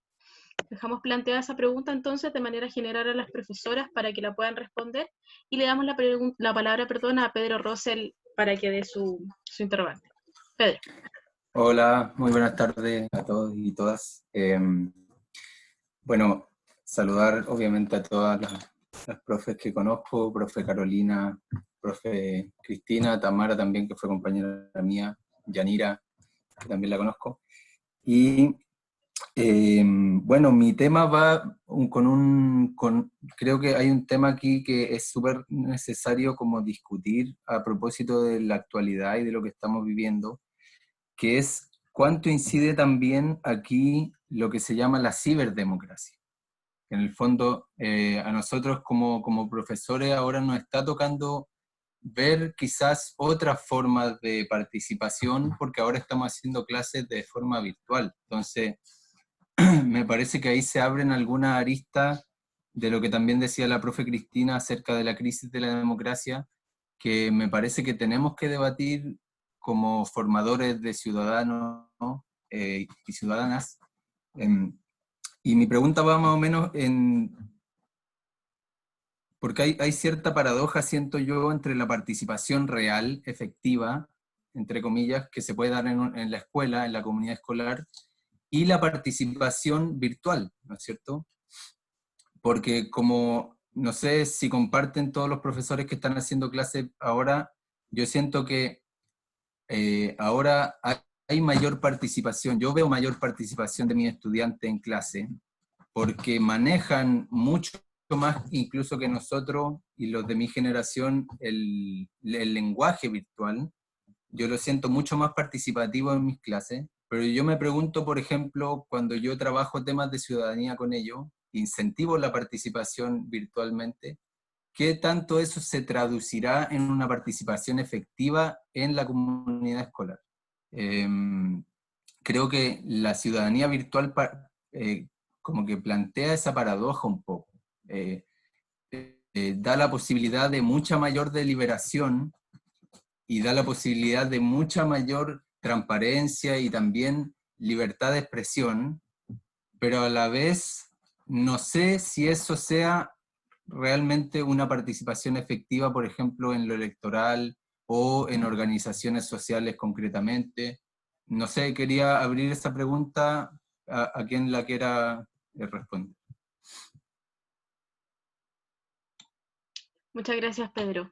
Antes de pasar a las profesoras, entonces, como lo habíamos dicho, vamos a darle la palabra a Juan Ignacio Cisternas, quien tenía la mano levantada, y una vez que él dé su pregunta, abrimos la palabra a las expositoras para que puedan responder. Gracias. Bueno, muchas gracias por estas instancias que son escasas y que son muy valiosas para los profes que nos vemos enfrentados a estos desafíos de implementar esto que se llama formación ciudadana. Saludo a todos y a todas, y bueno, mi pregunta va dirigida a la profesora Carolina García. Básicamente, preguntarle ¿cómo siente usted que podría llevarse esta autonomía considerando que en Chile el marco normativo institucional defiende la libertad de enseñanza? Me voy a explicar. Muchas veces nosotros tenemos un ideal que todos acá podemos estar de acuerdo, que es un ideal de ciudadanía crítica, participativa, responsable con el medio ambiente, que defiende los derechos humanos, y nos gustaría fomentarlo. Sin embargo, ¿qué sucede, por ejemplo, cuando se implementan estos planes en algún colegio conservador o en algún colegio que existe un acuerdo en que la mirada de la ciudadanía no es la mirada actual de la ciudadanía? Lo planteo porque en alguna oportunidad escuché otra charla de alguien del gobierno que decía que finalmente de lo que se preocupaba la formación ciudadana como plan transversal es de dar las condiciones, es de dar el mecanismo democrático. Pero si el resultado no es el que nos gusta, no por eso está fracasado el plan, sino que al contrario, se logró un resultado democrático, pero se llegó no al objetivo esperado. Y lo pregunto en base a una experiencia personal mía. Yo trabajo en un colegio en Puente Alto hace un tiempo relativo, y soy el encargado del plan de formación ciudadana hace 3 años, y nos sucedió que el año pasado, en las elecciones del centro estudiante que vigilamos nosotros de una manera muy, muy participativa, con bloque protegido, con muchos debates, con harta participación y involucramiento, ganó el candidato más conservador. Y toda la gente no lo lograba entender. Mis estudiantes me decían, pero ¿cómo ganó? ¿Cómo sucedió eso? Si tuvimos tantos debates, dijeron tantas cosas, y igual ganó el candidato más conservador. Entonces, finalmente como que yo le decía, pero chiquillos, si formación ciudadana es implementar el proceso, que ustedes tengan opinión, opción, que ustedes lo identifiquen que hay democracia real. Pero si el resultado no nos gusta, no nos podemos frustrar por eso. Entonces, le pregunto en base a eso, profesora, para sintetizar la idea, ¿qué sucede cuando no se logra el objetivo deseado en ciudadanía? Vale, entonces con estas 3 preguntas de Avelina, Pedro y Juan Ignacio, vamos a darle la palabra a las expositoras para que puedan responder en el orden que les acomode. No sé si la profesora Moyano, la profesora Tamara o la profesora Carolina quieren comenzar. Yo voy a responder cortito a la pregunta de Pedro, que a mí me cuesta pensar que hay una democracia virtual. Creo que en realidad eso es una forma de democracia expresiva. Es un medio, digamos, las redes sociales, etcétera, donde uno expresa posiciones dentro de la sociedad. Y tienen un efecto que es el efecto, de alguna otra manera, de virtualizar la idea de la comunidad.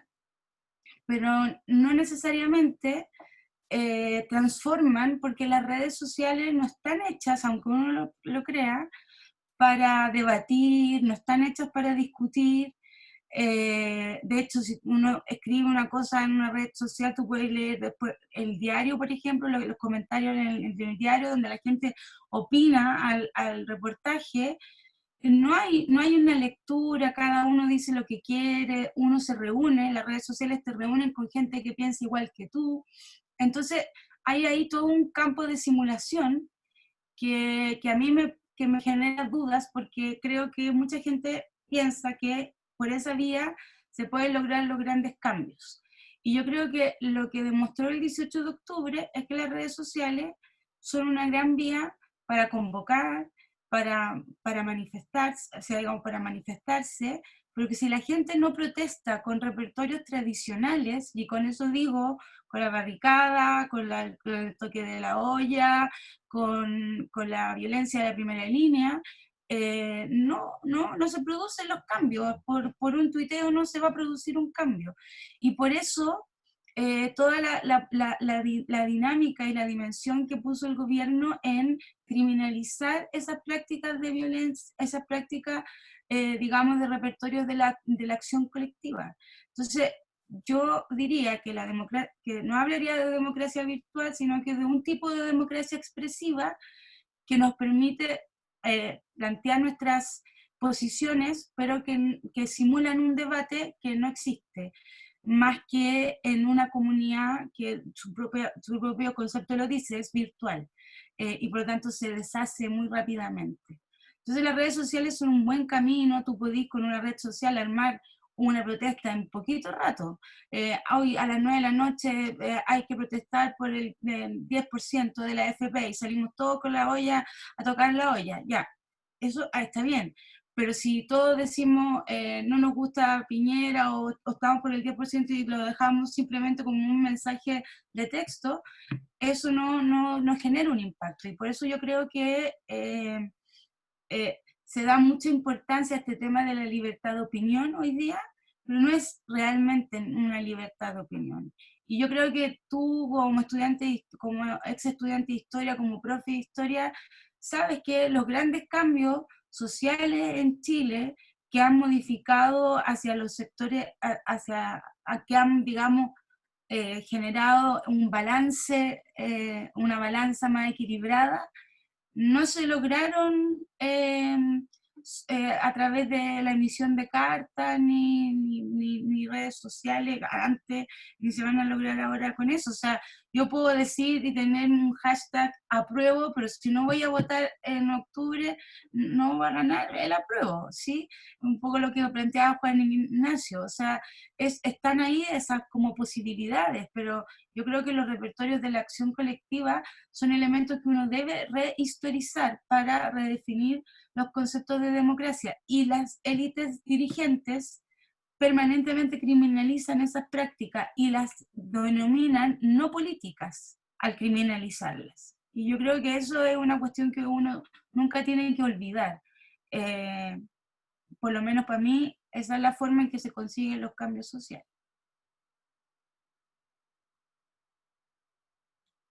Muchas Bien. gracias, profesora. Profesora Carolina. Sí, respecto a la pregunta de Juan Ignacio, yo creo que es importante no confundir la democracia o no reducir la democracia y la formación ciudadana a un procedimiento. La verdad es que es bastante complejo el poder comprender por qué, pese a generar estos espacios de participación tan abiertos, tan deliberativos, donde pudieron presentarse distintas posturas y escucharlas, eso significa que van a adherir a una propuesta más transformadora. Porque probablemente hay una serie de experiencias escolares que distan mucho de poder aproximarse a esas experiencias transformadoras. ¿Ya? El optar por una educación orientada hacia la justicia social es un posicionamiento que tiene que ver con comprender precisamente esta dualidad de la que Cristina habla entre democracia y contrademocracia, y entender que la base de la construcción de una sociedad democrática no es esconder el conflicto debajo de la alfombra y construir una cohesión social ficticia que no es real, sino que hacernos cargo de que tenemos que tratar de convivir asumiendo los conflictos y las diferencias que existen. Y en general eso se hace muy poco en la escuela. Entonces, yo creo que habría que revisar nuevamente ese proceso de debate, porque efectivamente tal vez se hizo desde una lógica pragmática, práctica, de proponer distintas alternativas, distintas visiones, pero no necesariamente cuestionar críticamente por qué alguna de esas alternativas es más o menos pertinente en el contexto. Entonces, no por el hecho de generar espacios de participación, efectivamente vamos a estar promoviendo el desarrollo de una ciudadanía crítica. Y yo creo que eso pasa mucho, no porque volvamos a recuperar, yo creo que eso es súper importante, no porque volvamos a recuperar espacios de participación electoral, que por ejemplo arrase la participación el próximo 26 de octubre y que lleguemos a niveles de 80% de participación, que sería histórico después de no sé cuántos tiempos en Chile, significa que avanzamos hacia una democracia activa. La participación no necesariamente implica un posicionamiento crítico frente a lo que está ocurriendo. Si no, sería súper difícil de explicar por qué tras 2 años del triunfo de Piñera pasa lo que pasa. Bueno, ahí podría explicar que es poca participación, pero ganó una propuesta conservadora, y ojo que esa propuesta conservadora tiene un amplio apoyo en la ciudadanía, no es escaso. Detrás de toda esta demanda del 10%, media una pandemia. Sin pandemia no sabemos si esa propuesta hubiese tenido el apoyo que tiene, y no necesariamente ese apoyo responde a un compromiso colectivo, responde a una necesidad individual. O sea, detrás de todo este apoyo masivo no necesariamente está la convicción de la construcción de una sociedad más justa, sino que está una expresión del individualismo máximo. Entonces, ojo, porque no porque haya más participación en redes sociales, no porque haya una presión de manifestación social detrás de lo que está ocurriendo, efectivamente estamos construyendo un proyecto común. Yo creo que aquí lo que ha tendido a ocurrir y lo que explota en octubre es, vuelvo a repetir, esta idea de que existe una cohesión social que no es real.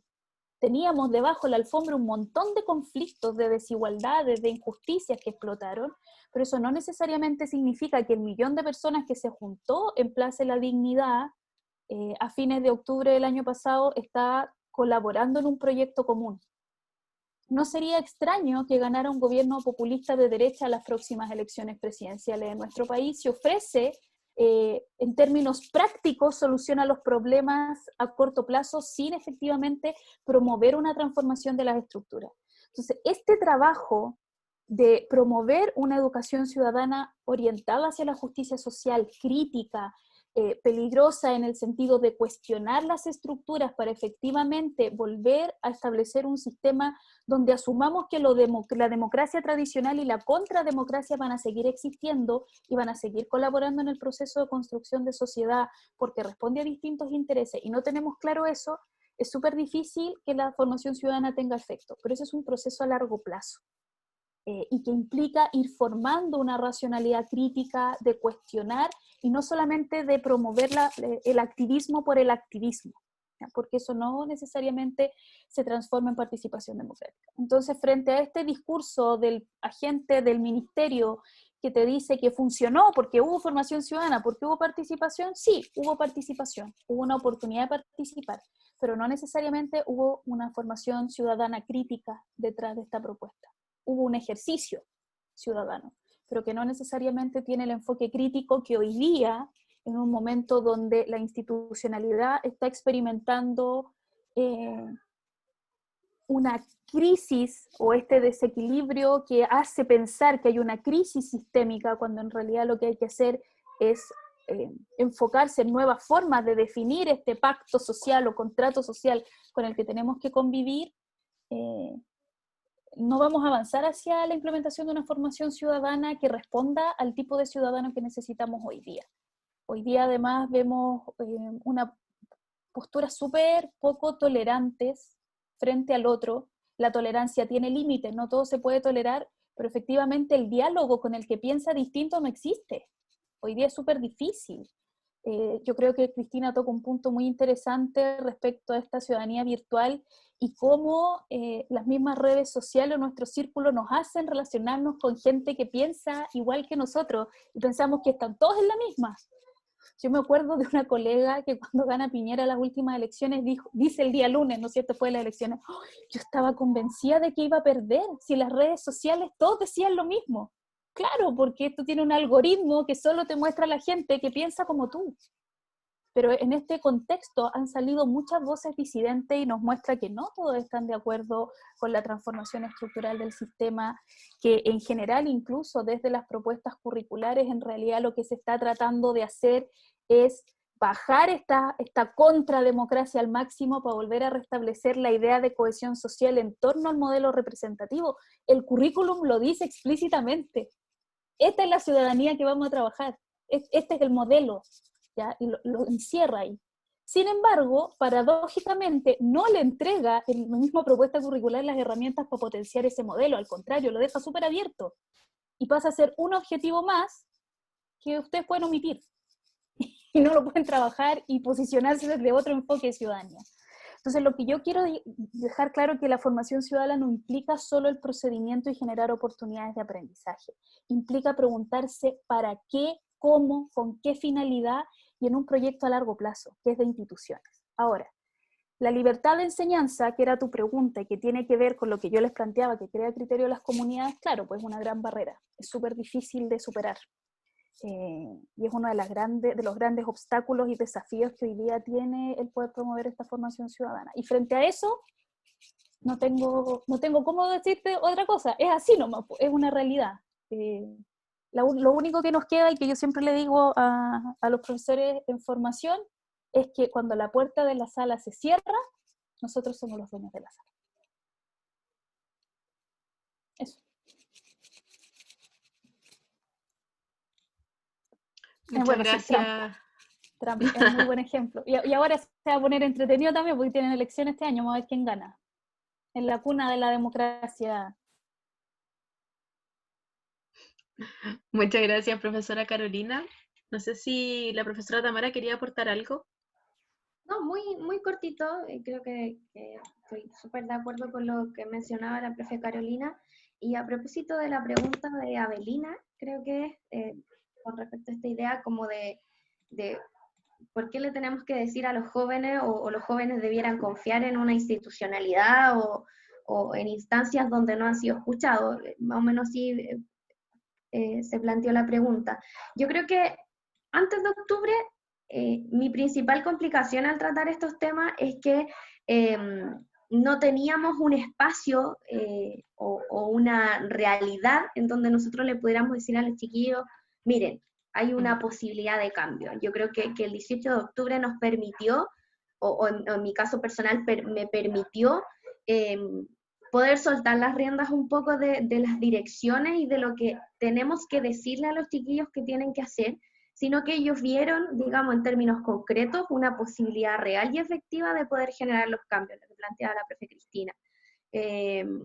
yo estoy, digamos, en una comuna, digamos, San Bernardo, en donde el estallido social golpeó con mucha fuerza. El colegio está a un par de, digamos, debe ser un par de cuadras de lo que le pasó a Fabiola Campillay, de hecho en la estación de metro de Metrotren que nos corresponde a nosotros cerca del colegio. Entonces los chiquillos están tremendamente impregnados, con posturas muy claras, un colegio de clase media, digamos, en donde muchos de ellos tienen una muy buena situación económica y se vieron muy bien afectados en términos de negocio, de empleo de sus padres. Por lo tanto tienen una opinión súper clara, y eso a mí me permite no tener que yo decirles, chiquillos, ustedes tienen que confiar en una cierta institucionalidad. Yo creo que por ahí no va el objetivo. Yo creo que el objetivo tiene que ver con entregar las herramientas al estudiante para que él pueda decidir cuál va a ser su posibilidad de ciudadanía, desde dónde se va a plantear, si es que el voto va a ser una forma efectiva, pero si no lo va a ser, que no lo sea con fundamento. No que no quiero votar porque no me interesa, sino que no quiero votar porque yo tengo otra opción, genero una transformación social desde otra postura. Los chiquillos nos dicen, profe, yo quiero ser, no sé, un montón de profesiones, sobre todo ligados al área de la salud, para poder ayudar a la gente. Digo, chiquillos, eso es una opción en términos de que tu trabajo, lo que tú vas a estudiar, genere un aporte, ¿cierto? Mientras esa decisión de no participar, por ejemplo, en la institucionalidad, de no votar, sea con fundamento, yo como profesora, digamos, está la tarea hecha, porque entregué las herramientas para que él, ella, de manera autónoma pueda tomar esa decisión. Por lo tanto, yo ya no me siento con ese peso encima de tener que pasar institucionalidad, ver la Constitución. Lo hago, digamos, pero siempre con el cuestionamiento de los estudiantes, que creo que eso desde octubre se desató, y creo que es una grandísima oportunidad para poder salir de esa institucionalidad tan fija que teníamos antes en esta especie como de educación cívica, que como profe uno sabe que las instituciones no responden, uno sabe que estamos enseñando algo que muchas veces ni nosotros creemos, que es súper complejo porque genera una contradicción bien grande, y como profe de historia yo creo que uno siempre está el sesgo ideológico, lo que uno piensa de manera personal, de manera, digamos, de lo que está enseñando. Por lo tanto, siento que los chiquillos ahora tienen una posibilidad concreta de poder tomar sus propias decisiones a partir de un hecho concreto.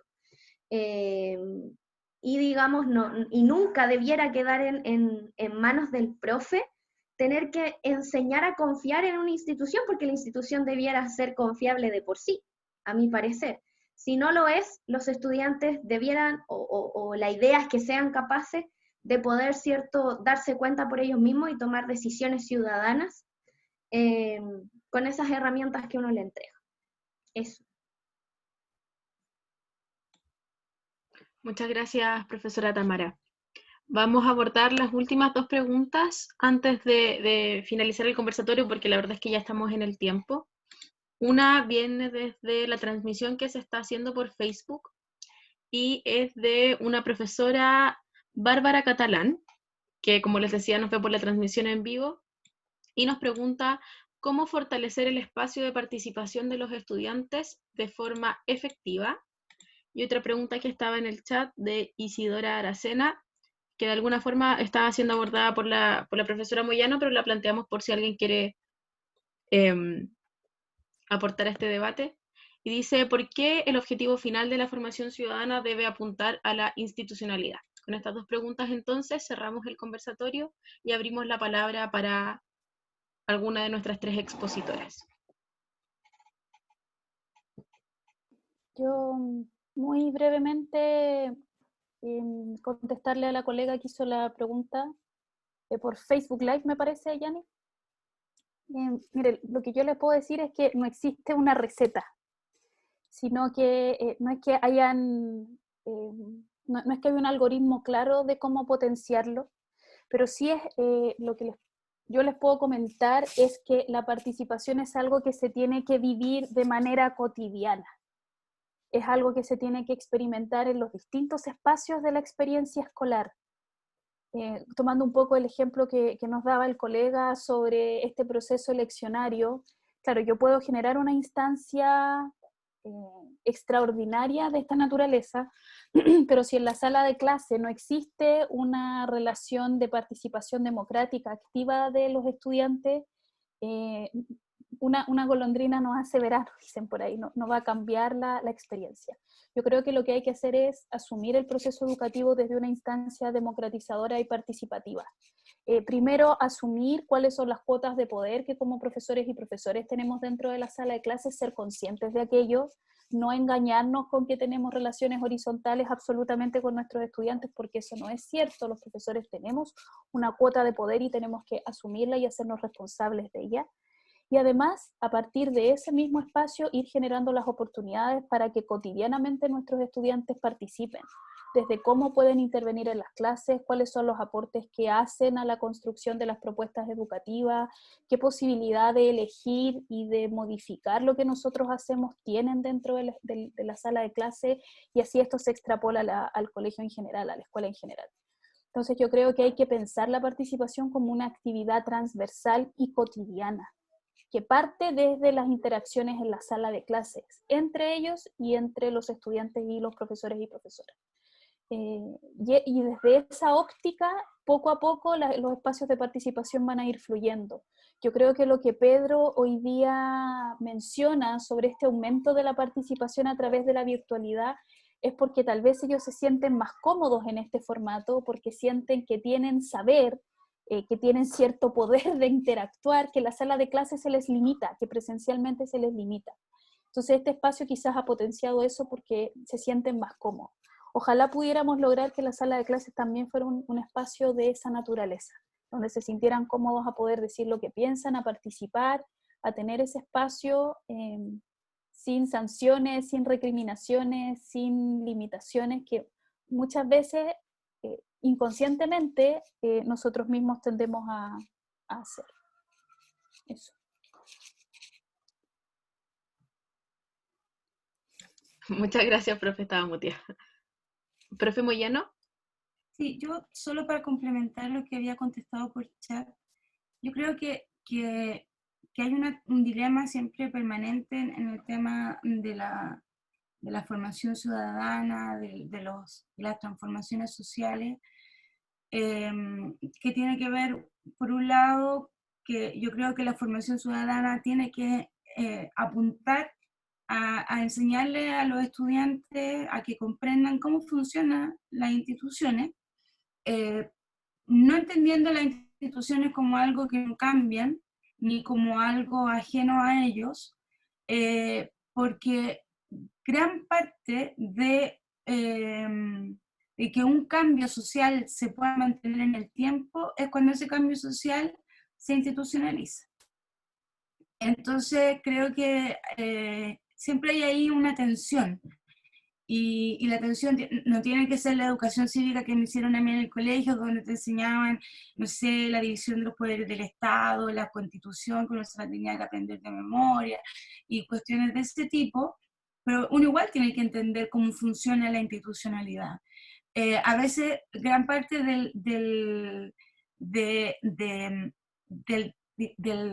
¿cómo se llama?, del desgano, de la rabia, de la frustración que se expresó el 18 de octubre, tenía que ver con que estábamos esperando cosas de la institucionalidad que no podía resolver la institucionalidad de un Estado neoliberal y mínimo. O sea, le estábamos pidiendo cosas a un Estado porque no entendíamos cómo funcionaba ese Estado. Entonces creo también que esa parte no debe estar ajena. Por eso es tan impresionante que se pasara en un momento a otro, corto de tiempo, desde esta idea de en realidad la Constitución no cambia nada, a que finalmente nos involucremos en definir unas nuevas bases de cómo queremos organizar nuestra sociedad.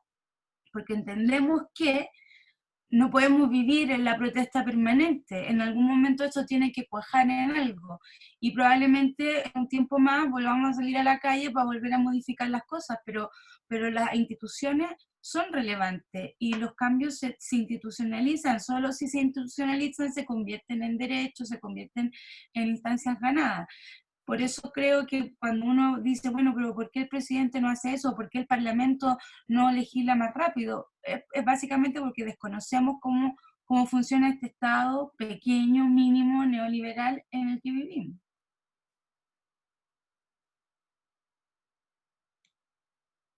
Vale, profesora Cristina, muchas gracias.